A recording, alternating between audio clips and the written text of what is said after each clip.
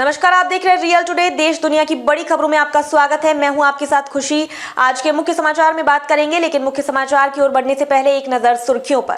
क्या है पीएमएलए की धारा 45, जिसको लेकर अरविंद केजरीवाल ने छेड़ दी नई बहस।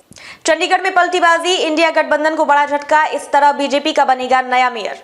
दक्षिण गोवा में शिवाजी की प्रतिमा लगाने को लेकर विवाद, छावनी में तब्दील हुआ गांव। नई पार्टी बना सकते हैं स्वामी प्रसाद मौर्य, चुनाव से पहले अखिलेश को लग सकता है बड़ा झटका। वीकेंड पर भी आधा करोड़ नहीं कमा सके रजनीकांत की लाल सलाम, रवि तेजा का भी हाल बेहाल। तो ये थी आज की सुर्खी। अब चलते हैं आज की बड़ी खबरों की ओर।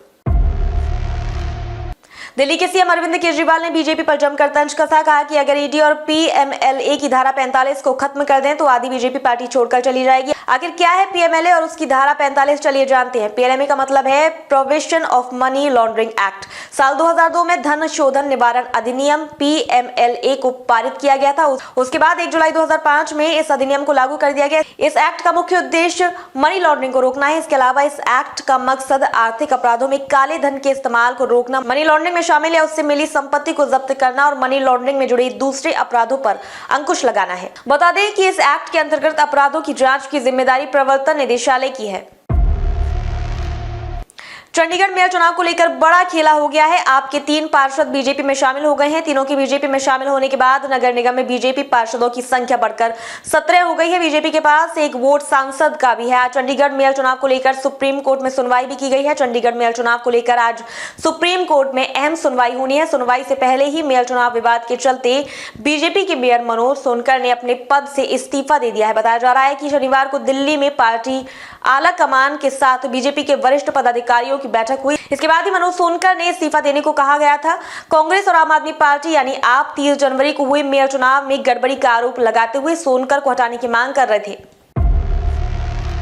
दक्षिण गोवा के गांव में शिवाजी की प्रतिमा स्थापित किए जाने को लेकर तनाव की स्थिति पैदा हो गई है। लोगों के विरोध को देखते हुए दक्षिण गोवा एसपी की तरफ से बड़ी संख्या में पुलिस बल तैनात किया गया है ताकि लॉ एंड ऑर्डर मेंटेन किया जाएगा। फिलहाल गांव में शांति है और पुलिस के जवानों की तैनाती कर दी गई है। दक्षिण गोवा के साउथ जोसडे एरियल गाँव में शिवाजी की प्रतिमा लगाने को लेकर विवाद पैदा हो गया है। गाँव वालों के विरोध के बाद भी प्रतिमा लगाई गई है।